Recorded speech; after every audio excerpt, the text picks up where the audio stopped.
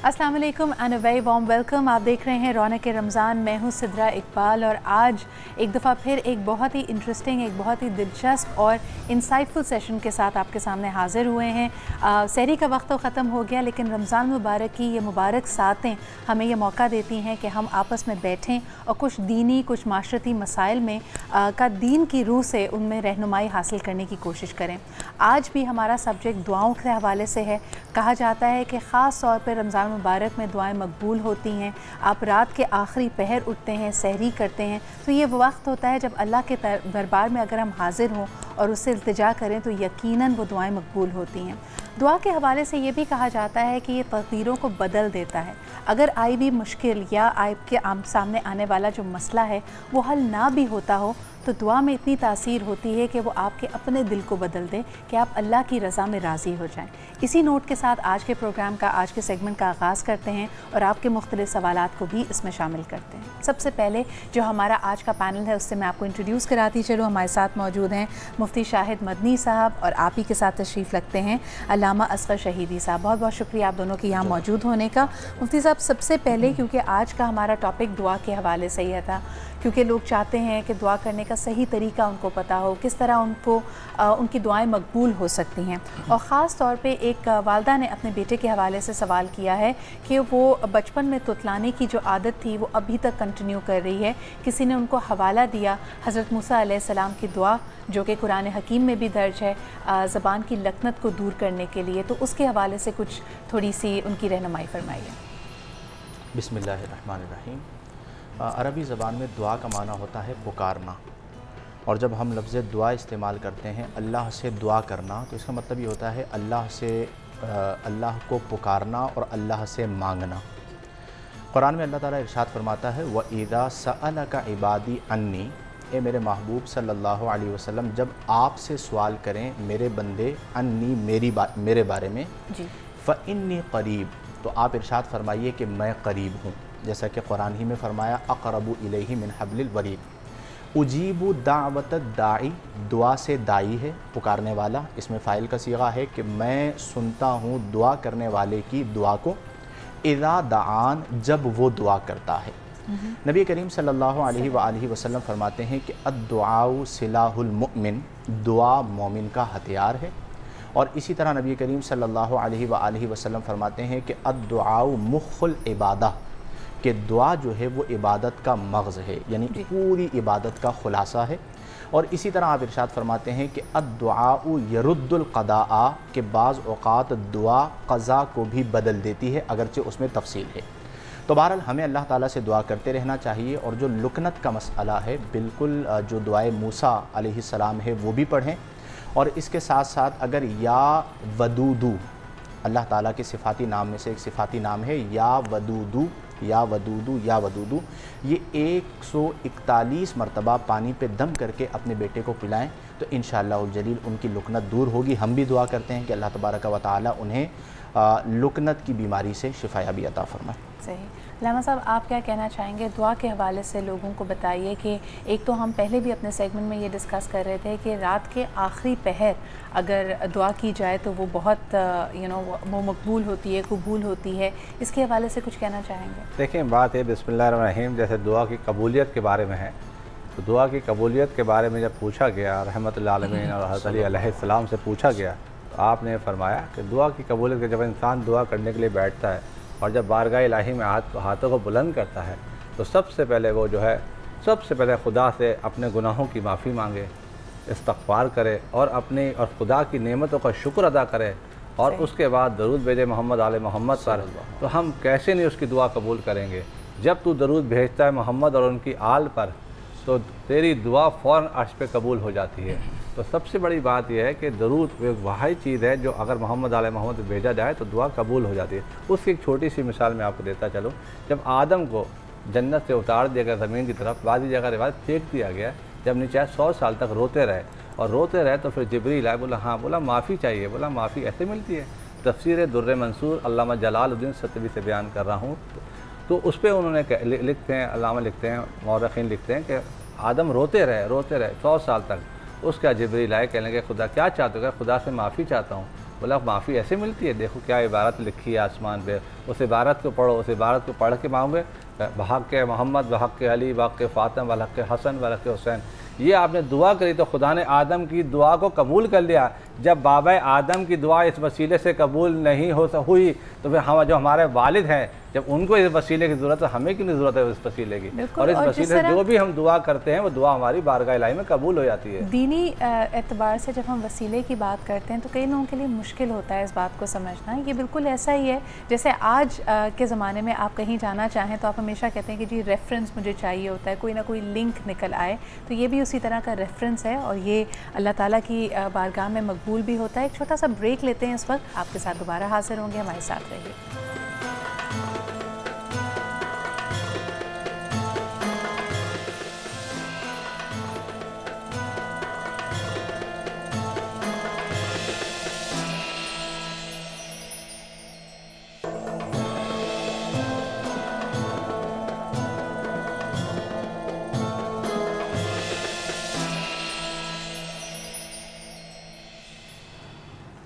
Welcome back after the break. आप देख रहे हैं रौनक रमज़ान, मैं हूँ सिद्रा इकबाल और आज का हमारा मौजू ख़ास तौर पे दुआ के हवाले से है। दुआएं करने का हमें बार बार कहा जाता है, बड़े बुज़ुर्ग हमेशा ये कहते हैं कि अपने दिलों को इतना मजबूत कर लो कि जिस तरह भी हालात हों, चाहे कोई भी ऊंच नीच हो, आप ना सब्र का दामन अपने हाथ से छोड़ें बल्कि बेहतरी की दुआ करते रहें। अल्लाह ताला बार बार हमें ये कहता है कि दुआएं रद्द नहीं होती, लेकिन हाँ कभी कभार उसमें ताख़ीर हो सकती है और उसमें भी कोई ना कोई अल्लाह ताला की मसलहत होती है। लेकिन ख़ास बात ये भी है कि बाज़ औक़ात दुआएं आपकी तकदीर को नहीं बदलती, लेकिन आपके दिल को बदल सकती हैं। आपका दिल अल्लाह की रज़ा में राज़ी हो जाता है।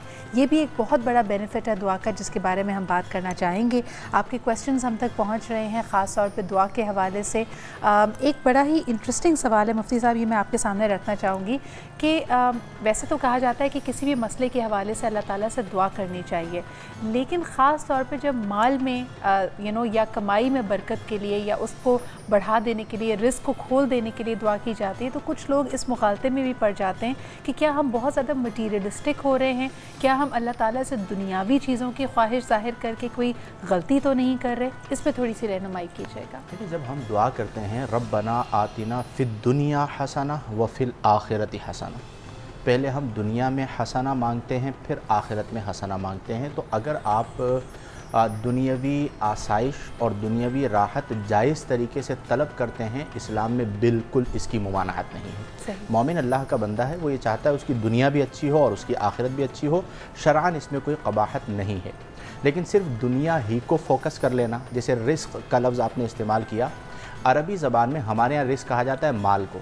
हालांकि रिस्क अरबिक वर्ड है और रिस्क का माना सिर्फ माल नहीं होता, रिस्क कहा जाता है अतियाए इलाही। चाहे वो औलाद हो, चाहे वो इल्म हो, चाहे वो माल हो, चाहे वो दोस्तों अहबाब हों, ये सब चीज़ें रिस्क हैं।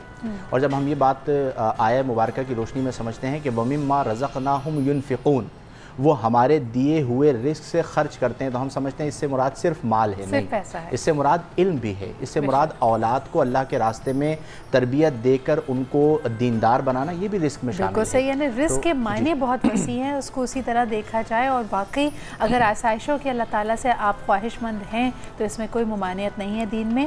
एक कॉलर हमारे साथ हैं। हेलो जी, अस्सलाम वालेकुम।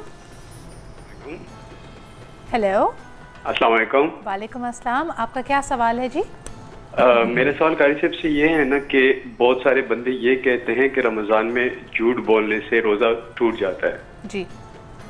तो इंसान है, कभी कभी मतलब रोज़े में झूठ निकल जाता है, बोलना पड़ता है, या कभी कभी हो जाता है, इंसान की अपनी कोशिश होती है कि ना बोले, लेकिन फिर भी बोला जाता है। उसके बारे में मुझे ज़रा बताएं कि ये रोज़ा तो इसी मकरूह ज़्यादा नहीं होता ना कि अपने इंसान ठीक भी हो, रोज़ा भी मैं वजाहत ले लेती हूँ। बहुत बहुत शुक्रिया सवाल का।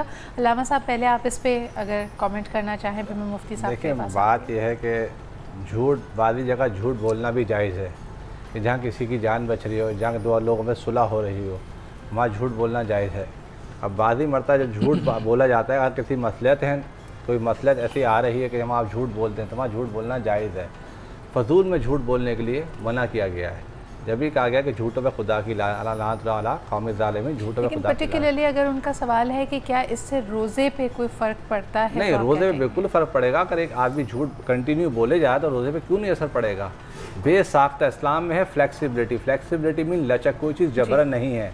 अगर एक चीज़ को आप अपनी आदत बना लें तो वो तो फिर रोज़ा ख़त्म हो गया आपका। बहुत शुक्रिया मुफ्ती साहब, आप क्या कहेंगे सवाल? देखिए, जिस तरह पानी पीने से रोज़ा टूट जाता है, इसी तरह झूठ बोलने से रोज़ा टूट जाता है। यूँ किसी ने कहा है तो बिल्कुल गलत कहा है, इस तरह रोज़ा नहीं टूटता। रोज़े की रूहानियत को झूठ ख़त्म कर देता है। नबी करीम अलैहि अफ़्ज़लुस सलाती व तस्लीम इरशाद फरमाते हैं कि मन सामा रमज़ाना, जिसने रमज़ान के रोज़े रखे, वलम यदा कौल ज़ूरी वल अमली बिह, और कौल ज़ूर यानी झूठ कहना, वल अमली बिही और उस पर अमल करना ना छोड़ा, फ़लैसा लिल्लाहि हाजा फ़ी अन यदा तामहु व शराबा, तो फिर अल्लाह को इस बात की कोई हाजत नहीं है कि वो खाना और पीना छोड़ दे। खाना पीना अल्लाह के लिए छोड़ा है तो फिर उसी के लिए आप झूठ भी छोड़ दीजिए। बहुत ही खूबसूरत बात। एक और कॉलर हमारे साथ हैं। अस्सलाम वालेकुम। वालेकुम सलाम जी। जी, आपका क्या सवाल होगा? जी, सवाल है कि रमज़ान शरीफ के महीने की बरकत और रमज़ान शरीफ के कैसे रमज़ान से हम शादियाब हो सकते हैं? बहुत बहुत शुक्रिया आपके इस सवाल का। काफ़ी ओपन एंडेड सवाल है। हम ख़ास तौर पे दुआ के हवाले से बात करें, लेकिन फिर भी मैं चाहूँगी कि मेरा पैनल इस पर कमेंट करे, किस तरह हम रमज़ान की रूह को पा सकते हैं। रोज़ा रखें जी, रोज़ा रख कर गैर शरई कामों से बचें, 5 नमाज़ों की पाबंदी करें, सुबह जब सहरी में उठें तो 2 रकात सलातुत तौबा पढ़ लें, ग़ुरबा फ़ुक़रा की मदद करें। 100 यही नॉर्मल ज़िंदगी है और यही दीन है कि हम बिल्कुल एक नॉर्मल तरीक़ाकार से अपने दीनी अहकामात पर अमल करें। रातों को क़याम में गुजारें। ये क्रिकेट खेलने की रातें नहीं हैं, ये इबादत की रातें हैं। हमारे यहाँ ये बड़ा सिलसिला हो गया है कि लोग इन रातों में खेल कूद में लग गए हैं। सहरी की और जब उन्हें समझाया जाए कि जी खेलिए मत, तो कहते हैं अब मौलाना साहब खेलने से भी मना करेंगे। तो आप ज़रा ये देख लीजिए कि आपके खेलने की वजह से जिस घर के पास आपने विकेट लगाई है उन घर वालों को कितनी तकलीफ़ हो रही है। आपके शोर शराबे की वजह से बच्चे उड़ गए, उन्हें कितनी तकलीफ़ हो रही है। फिर जो आप फहश गोई कर रहे हैं और घरों तक आवाज़ जा रही है, आप उसकी क्या जस्टिफिकेशन देंगे? तो इबादत का महीना है, हमें इन चीज़ों का ख्याल करना अच्छा, जिस तरह इन्होंने झूठ के हवाले से सवाल किया, एक सवाल हमारे पास ऑनलाइन मौसीकी के हवाले से भी आया कि रोज़मर्रा की ज़िंदगी में अगर आप रेडियो देखें, टेलीविज़न देखें, उस पर मौसीकी के प्रोग्राम्स आ रहे होते हैं। रोज़े की हालत में क्या मौसीकी सुनी जा सकती है? देखें, जो चीज़ हराम होती है इस्लामिक पॉइंट ऑफ व्यू से, वो हर हाल में हराम होती है। नबी करीम अलैहि अफ़्ज़लुस सलाती व तस्लीम फरमाते हैं कि मुझे आलाते मौसीकी तोड़ने वाला बनाकर भेजा गया है। तो हमारे फतवे के मुताबिक मौसीकी के लिए अदम जवाज़ है, वो चाहे रोज़े की हालत हो चाहे आम हालात हो, क्योंकि अगर हम गौर करें तो मौसीकी के अंदर फितने और फसाद के अलावा और कुछ नहीं है अमली एतबार से, कि एक बेरा रवी ही आती है। तो रोज़े की हालत में और ज़्यादा उसमें अदम जवाज़ है कि अल्लाह की रहमत उतरने का महीना है और आप एक शैतानी काम जिसके अंदर ऐसे जुमले, ऐसे अशार होते हैं जो गैर शरई होते हैं, उसके अंदर इस तरह की चीज़ें डाल दी गई हैं कि जो गैर शरई होती हैं। वैसे ये बात आपकी वैसे दीनी एतबार से देखी जाए तब भी सही है, लेकिन अगर हम माशरती एतबार से भी देखें, कई दफ़ा हमें काफ़ी इस बात से दिल को तकलीफ़ पहुँचती है कि आप कुछ चैनल्स लगा के देखें, उन्होंने आईडीज़ बना ली हैं रमज़ान के हवाले से, उसमें दीन के हवाले से कोई ना कोई रेफरेंस दिया होता है, लेकिन जो उनकी रेगुलर प्रोग्रामिंग है, ख़ास तौर पे यहाँ पे म्यूज़िक चैनल्स की बात करूँगी, उसी तरह उसमें गाने बज रहे हैं, उसी तरह मौसीकी का इस्तेमाल हो रहा है। तो एक तरह से आप दोनों चीज़ों पे बेदबी कर रहे हैं और मेरे ख्याल में इससे इज्तनाब करना चाहिए। एक छोटा सा ब्रेक लेते हैं, इस वक्त आपके साथ दोबारा हाजिर होंगे, हमारे साथ रहिए।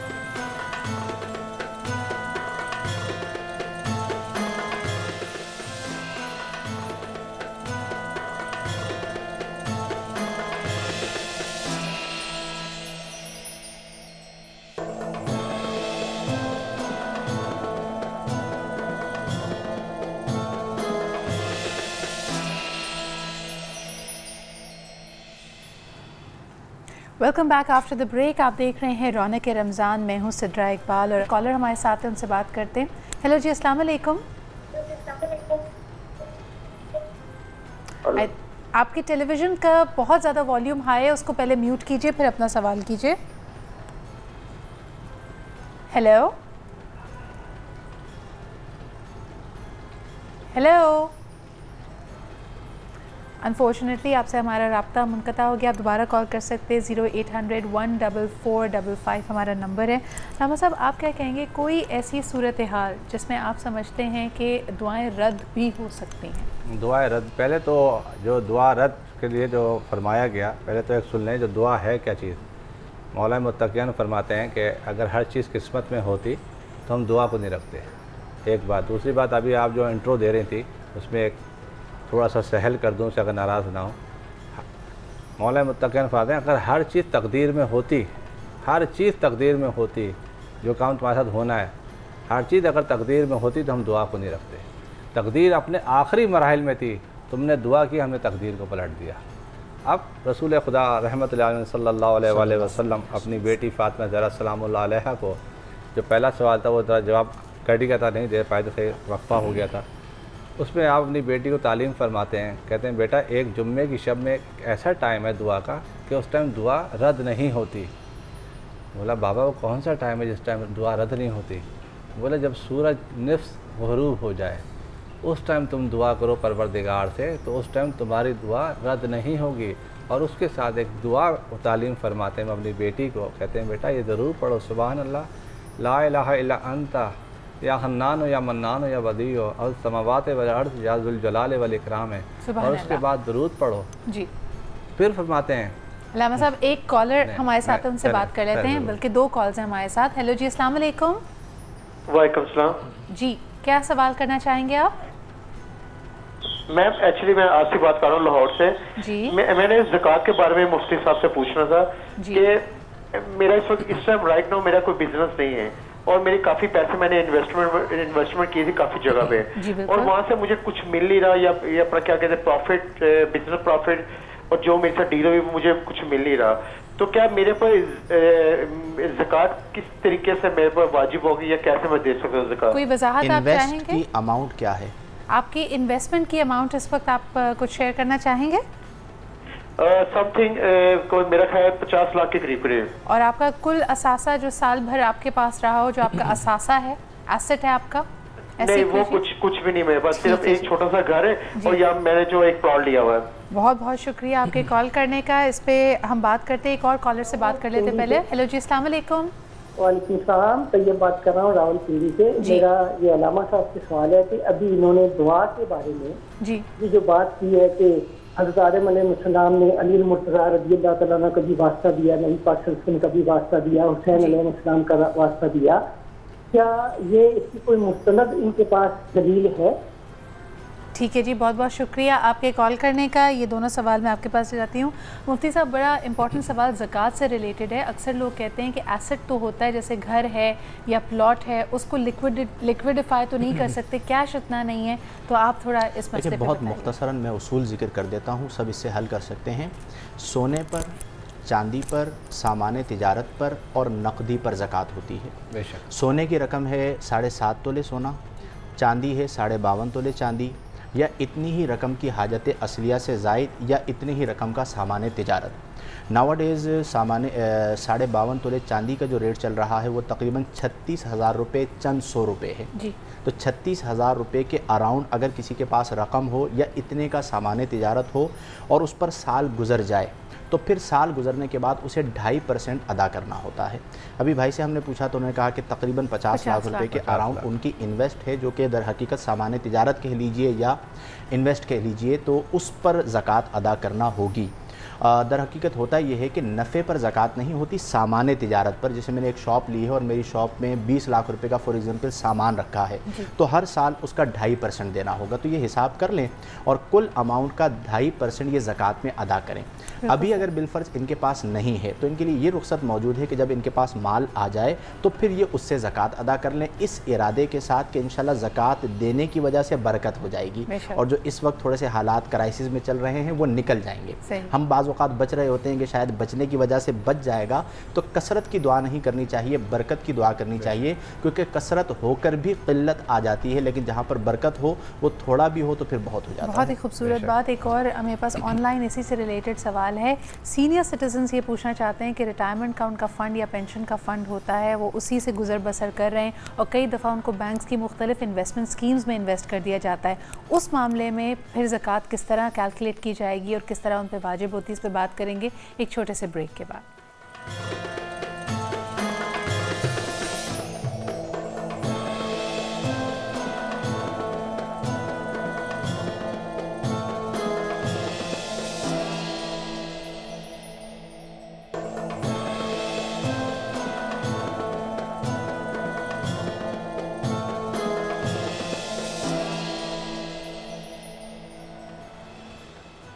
Welcome back after the break. आप देख रहे हैं रौनक रमज़ान। कॉल कर सकते हैं अपने सवालात के जवाब के लिए ऑन 0800-144-555। ब्रेक पे जाने से पहले एक सवाल जो हमारे पास ऑनलाइन आया, ट्विटर पे आया कि जी अगर सीनियर सिटीजन्स हैं अपने पेंशन फ़ंड को कहीं इन्वेस्ट किया हुआ है और हर साल उसी में से थोड़ा बहुत निकाल के गुजर बसर कर रहे हैं तो उस पर ज़कात का मामला किस तरह उन पर आता है और किस तरह उसको अदा करें? मुफ्ती साहब थोड़ी रहनुमाई फरमाइएगा। सेविंग्स में आता है, जो खर्च कर रहे हैं उस पर तो ज़कात नहीं है, वो खर्च हो गया। जो बचा हुआ है वो देखा जाएगा निसाब तक पहुंच रहा है या नहीं पहुंच रहा तो ज़कात नहीं होगी। अगर पहुंच रहा है और साल पूरा हो गया और निसाब वही है जो मैंने अभी जिक्र किया था, 52.5 तोले चांदी की रकम जो तकरीबन 36,000 रुपये समथिंग बनती है, तो फिर उसका 2.5% अदा करना होगा। और अगर ख़र्च करने के बाद निसाब जितनी रकम नहीं बचती तो फिर अदा नहीं करना। अच्छा, हम coming back to our original topic, हम ये तो मानते हैं कि ऑफकोर्स हमारा यकीन, हमारा ईमान यही है कि दुआएँ रद्द नहीं होती हैं, अल्लाह ताला उसको कबूल करते हैं। लेकिन कुछ ख़ास लोगों की यानी कुछ ख़ास उनके अंदर अगर बुराइयाँ हों तो कहा जाता है कि दुआएं कबूल नहीं होगी। मिसाल के तौर पे अगर वालिदैन का नाफरमान हो, इसके अलावा भी और कोई निशानियां हैं वो उन लोगों की जिनकी दुआएं कबूल नहीं होती? देखिए, सरकश किस्म के जो लोग होते हैं उसमें मुख्तलिफ़ गुनाह आते हैं।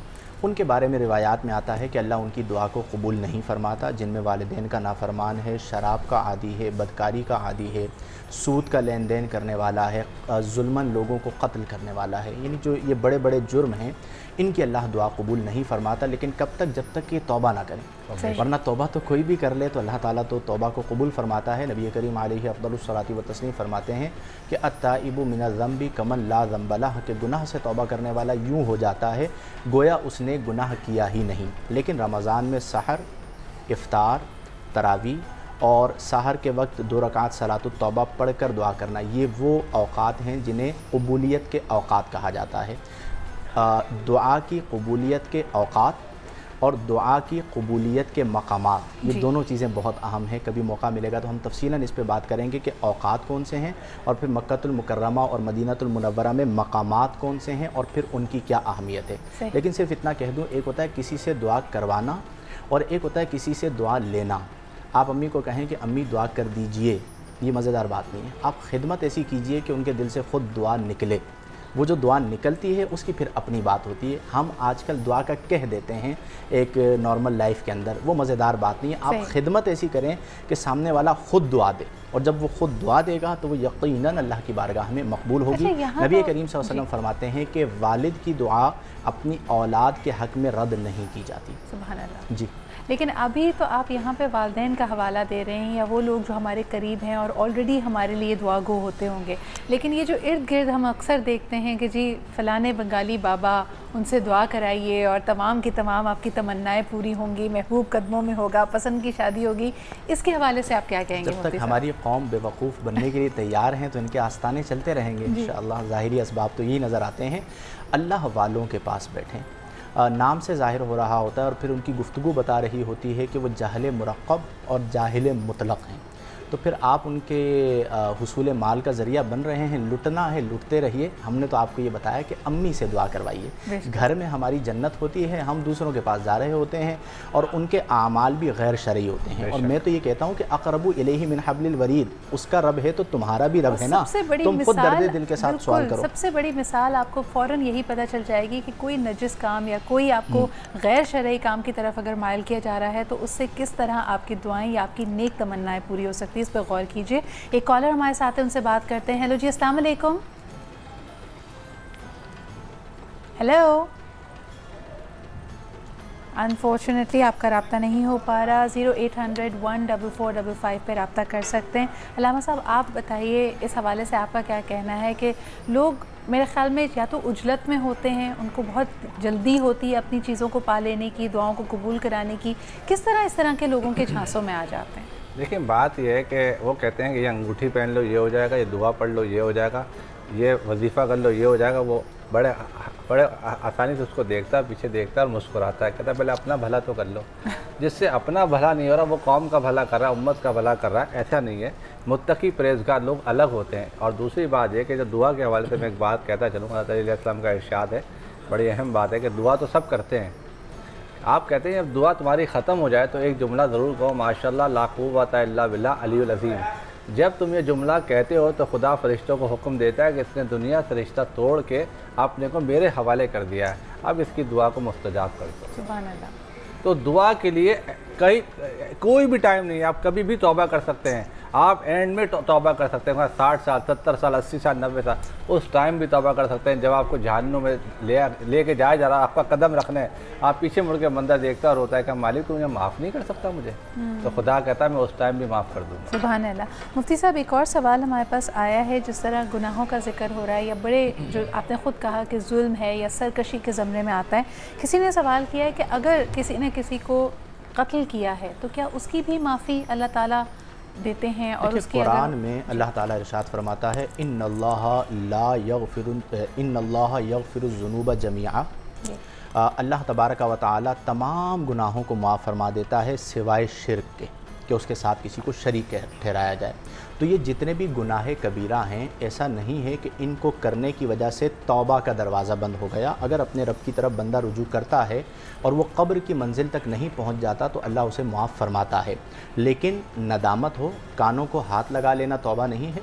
सुबह तौबा करना और शाम को फिर उसी गुनाह में मुब्तला हो जाना, ये तौबा नहीं है। तौबा का मतलब है माजी पर नदामत, प्रेजेंट आप गुनाह छोड़ चुके हों और फ्यूचर में उस गुनाह को ना करने का अज़्म समीम हो। ऐसी तौबा करके फिर अगर तकाज़ा बशरियत से गुनाह हो जाए फिर आप रुजू करें तो अल्लाह माफ़ फरमाता है। एक बुज़ुर्ग फरमाते हैं कि अगर बंदा एक दिन में 70 मरतबा अल्लाह से सच्ची तौबा करे तो अल्लाह ताला उसे भी माफ़ करता है।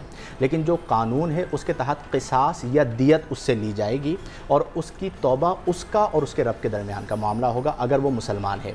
लेकिन अगर कोई किसी मुसलमान को हलाल समझ के कत्ल करता है तो फिर तो कुरान की आयत का इनकार करके वो दायरा इस्लाम से खारिज हो जाता है, तो फिर उस पर तौबा यानी तजदीद ईमान, तजदीद निकाह वगैरह लाजिम होगा। अच्छा, एक और इसी में वजाहत कीजिएगा क्योंकि कत्ल की हम यहाँ पे एक तरह से बात कर रहे हैं, क़िसास का भी आपने मसला बताया, लेकिन आजकल जो ये बड़ी ही एक खौफनाक रविश नज़र आती है लोगों को जला देने की, इसके हवाले से दीन हमारी कैसे रहनुमाई फरमाता है? दरिंदगी है, वहशियत है, और मैं ये समझता हूँ कि इसकी मज़म्मत के लिए मेरे पास अल्फाज ही नहीं हैं। दीन में इसकी इजाज़त हो ये तो हो ही नहीं सकता। इस्लाम सलीमुन से है सलामती। हत्ता कि कुफ़ार जब मुसलमान जंग किया करते थे तो वो मुसलमानों का मुसला कर दिया करते थे, नाक काट देते थे, कान काट देते थे। नबी करीम सल्लल्लाहु अलैहि वसल्लम ने कुफ़ार का मुसला करने से भी मना कर दिया, कुफ़ार का जिनसे जंग हो रही है और जो जंग में मारे गए हैं। तो फिर ये कैसे हो सकता है कि किसी मुसलमान को जलाने की या उस पर तेज़ाब फेंक देने की, चाहे वो गैर मुस्लिम ही हो, इसकी बिल्कुल इजाज़त नहीं है। और जो लोग गैरत के नाम पर इस तरह की हरकत करते हैं वो इस्लाम की बुनियादी तालीमात से भी वाकिफ़ नहीं हैं। और ऐसे लोगों को चाहिए कि वो अपनी क़ब्र और आखिरत की फ़िक्र करें कि आज उन्होंने अल्लाह के बंदे या बंदी के साथ गलत किया है, कल क़ब्र के अंदर उनके साथ भी गलत होगा। क्योंकि दुनिया में बहुत सारे गुनाह करने वाले बच जाते हैं लेकिन अल्लाह की अदालत से कोई नहीं बच सकता, लिहाजा इसको किसी भी सूरत में इसकी जस्टिफिकेशन नहीं दी जा सकती। बहुत बहुत शुक्रिया मुफ्ती साहब, बहुत बहुत शुक्रिया अल्लामा साहब। मेरे ख्याल में बहुत अहम नुक्ता आपने यहाँ पे उठाया, क्योंकि 2 रोज़ कबल भी हम देखते हैं कि आज इतने तरक्की याफ्ता ज़माने में भी हमारे सामने ऐसी मिसालें मिलती हैं जब एक 90 साला गैर मुस्लिम शख्स पे तशद्दुद किया सिर्फ इसलिए क्योंकि वो रोज़े के जो इफ्तार से पहले का वक्त था उसमें कुछ नोश फरमा रहे थे, कुछ खा रहे थे। आई थिंक इतनी टॉलरेंस हमारे अंदर होनी चाहिए कि हम इन चीज़ों को समझें और उसी वुसअत के साथ जिस तरह हमारे दीन ने मोहब्बत का, अमन का पैगाम दिया है उसी को आगे लेके चलें। आज हमारे प्रोग्राम का वक्त ख़त्म हुआ चाहता है, लेकिन कल हम आपसे दोबारा मुलाकात करेंगे शाम 6 बजे और मज़ीद मसाइल को डिस्कस करेंगे और आपके क्वेश्चंस का भी हल निकालने की, जवाब निकालने की कोशिश करेंगे। हमारे साथ रहिए, तब तक के लिए मुझे इजाज़त दीजिए। खुदा हाफ़िज़।